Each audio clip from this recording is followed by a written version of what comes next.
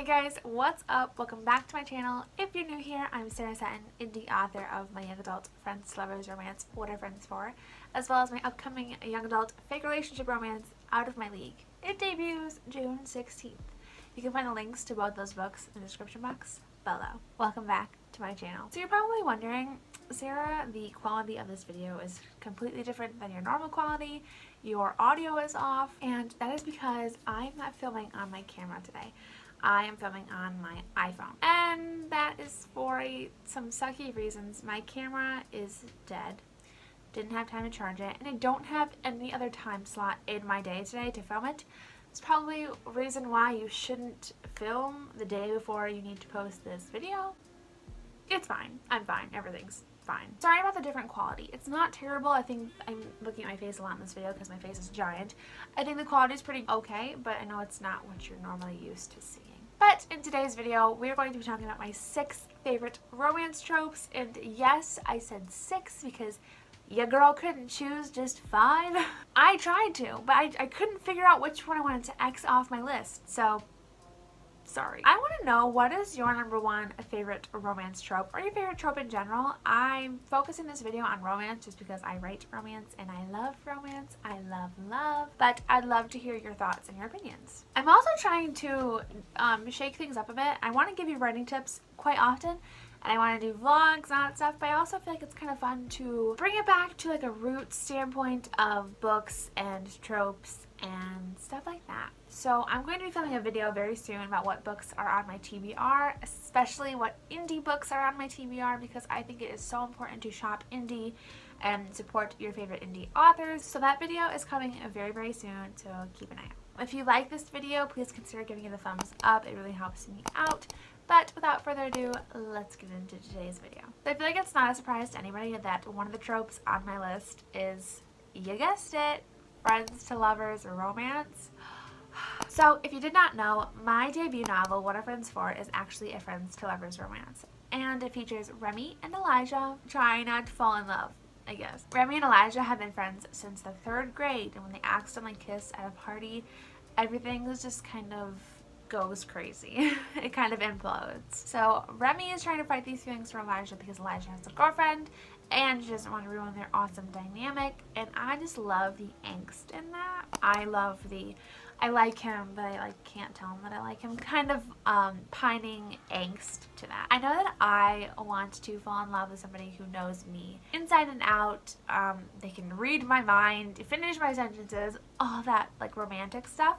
And I feel like your best friend is one of the people that can do that. One of the few people in your life that will be able to know you so personally. I get a lot of questions asking if I've ever fallen in love with my best friend, and that's why I wrote this book. And I haven't. My best friends were strictly in the friend zone. But I also do think it's tough to fall in love with your best friend, so it's not all the time realistic. But it's a very fun trope and a very fun thought, you know? So the second one on my list is a secret romance. So secret romance is something that I adore, and I don't see too much of it. And I don't know if it's just because I'm not looking or I'm not realizing that this book or this movie is a secret romance movie, but I haven't read one in a very long time, and I like secret romance. Like when 2 people are trying to hide it from their friends, or hide it from their family, or hide it from their siblings. Like, they don't want you to know that they're dating. I just think that's really kind of fun. And then when it ultimately comes to light that these people are together, they are dating, and then there's that backlash or that shock factor, I really love that. Okay, so the next trope on my list is one that I feel like a lot of people love, and I don't blame them because I am a sucker for it too, is enemies to lovers. I got this a bit about Out of My League. My ARC readers said that it had some enemies to lovers elements. I can see, and I'm really happy about, because I love enemies to lovers. There's a book I read by Cassie West. I can't remember what it is, what it was called. I think it's called P.S. I Love You. If I'm wrong, I will still put the cover on the screen. Essentially, it's about this girl and this boy who are totally enemies. They don't like each other, and they unknowingly start communicating with each other through smudges on the desk. And then it turns into them putting pieces of paper under their desk to read and write a note and put it back under. And they have no idea who each other are. But I think it's really cute. Enemies to lovers, it wasn't like a wittingly enemies to lovers, but it was still nice and fun and really a fresh take on it, and I really enjoyed it. And I love the realization in that trope when the characters realize that they're falling in love with their enemy, or their enemy is not as bad as they once thought they were. I love.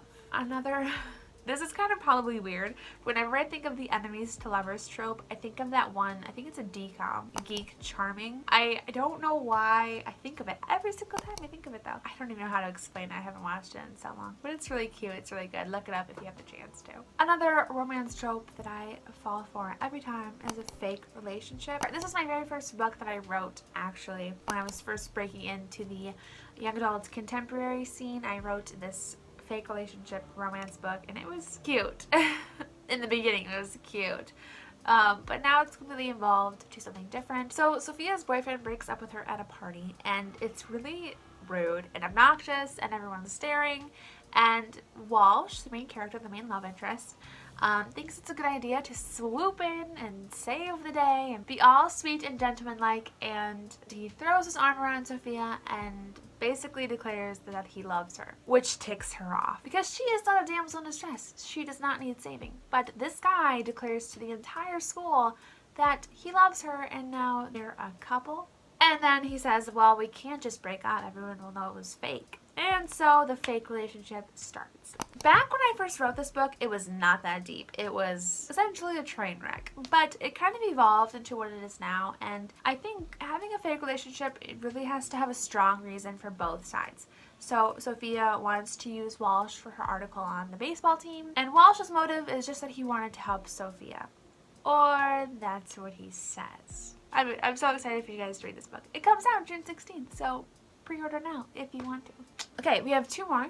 Well, I mean, I love a lot of romance tropes, but so narrowing it down to 6 is like really hard. My last 2 that I have on this list. Another trope on my list is the best friend's sibling.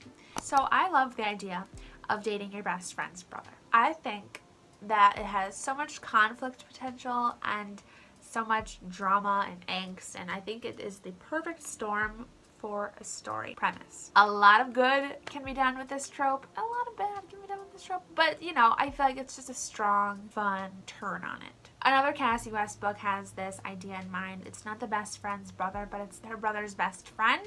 So for him, it's the best friend's sister, but you know. Anyway, I think it's called On the Fence, and it was a really fun take on the whole falling in love with a friend, your brother's best friend. One of the major reasons that I love this trope is because I love the kind of secrecy aspect that typically comes with it, which is kind of weird. Why am I so in love with like secret relationships? Something about that, I think it's fun because it's also building tension. There's something about romance when it's kept a secret that is like really romantic to me. I don't know why. I really don't know why. Most often too, as a part of this trope, it's kind of like the brother's best friend or something like, or sister's brother, you know, along those lines, sees the main character grow up, and then something happens to make him be like, oh shoot, she's cute, you know? And I love that realization, and I think it's really fun to play around with. A movie about this is The Kissing Booth. Everybody has their own opinions about The Kissing Booth. It is a best friend's brother romance. And it has that part where the brother is like, okay, this is not the quirky little girl that I once knew, or this is not my brother's little weird best friend. This is someone who's attractive, who I want to be with, you know, and I love that. And the final trope that I really enjoy is the bad boy trope. Now this one has a caveat. I've seen a lot of times where the bad boy is like not very good. I love the bad boy trope where the bad boy secretly has a sensitive, soft side, and it comes out when he's with the girl. And when he finds himself falling in love with the girl, things change for him. His mindset changes, his outlook on life changes, and he's more willing to be more open with the world. Whenever I think of the bad boy trope, I always think of 10 Things I Hate About You. I mean, come on. Though there are some other tropes hidden within that story, there is still the bad boy element. I feel like there's always like that saying that girls love bad boys, but it's not so much bad boys as it's bad boys with a good heart, with a sensitive soul, who is not bad at its core. They know what morals are, and they respect those morals. But I think the whole bad boy, like they're tough, they look tough, they act tough, but there's a hidden gem underneath. That's what I love. Oh, that makes my heart just so happy. Now, what are some of your favorite tropes? I know this video was short and it was sweet and it was just kind of a little bit of a talk show about my favorite romance tropes, but I hope you guys enjoyed it.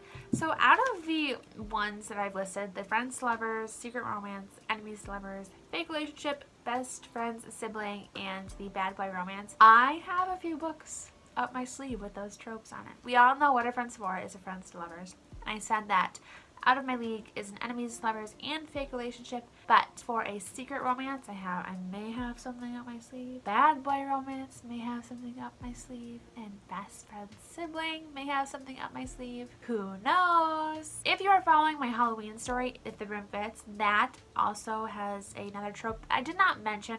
This is one of the ones that I cut to trim down the video. It is a second chance romance, and those are cute. Those can be good too. You know what? Let's just add it on. 7. Second chance romances can be good. But for me, the reason that they broke up the first time has to be really good. It can't be some wishy-washy excuse of a breakup. And I don't love cheating. So if they broke up the first time because someone cheated, no. No thanks. I don't want to watch it. No. I'm good. But maybe they broke up the first time because one had to move away for a job, or one moved away because their family moved away. They were forced to break up because of school or something like that. I think that's fun to see them come back together and reunite. If you guys have any suggestions for any of these tropes I mentioned, honestly, I'd love to see some more options. I'm typically a young adult reader. I don't usually read adults. So if you have any young adult romance options in these tropes, I'd love to hear them because I'd love to broaden my horizons. So yeah, that's going to be all for me today. I hope you enjoyed today's video. I hope you thought it was fun and upbeat and something a little bit different than I normally do. Coming off that beta reading series, I kind of wanted to just do something fun and lighthearted, and I don't know. I've been thinking about these favorite tropes for a while now, and I thought maybe I could share them. You know, why not? Why not? So I did. So I hope you guys enjoyed it. If you liked this video, please consider giving it a thumbs up. Like I said before, thumbs up really helps my channel. And if you are interested in more writing content, self-publishing content, and the occasional reading content, be sure to tap that subscribe button because you don't want to miss all this funness. Is funness a word? I'm so embarrassing. Also, June is going to be an exciting month. On the week of the 15th, there's going to be so many videos. There's going to be a release day live stream on the 16th where I'm going to be giving away copies of Out of My League, What Are Friends For, both, Amazon gift card, just a little way to celebrate the launch of my second book and to thank you guys for being so amazing and so supportive. So be sure to check back that week if you don't want to miss any fun stuff. And follow me on Instagram and Twitter. I will leave the links down below so you don't miss any other giveaways over there because I will be hosting giveaways on those sites exclusively. So yeah. Don't miss out. Anyway, thank you guys so much for watching today's video, and I will see you on Wednesday for our weekly writing sprints live stream, or I will see you on Friday with another video. Bye.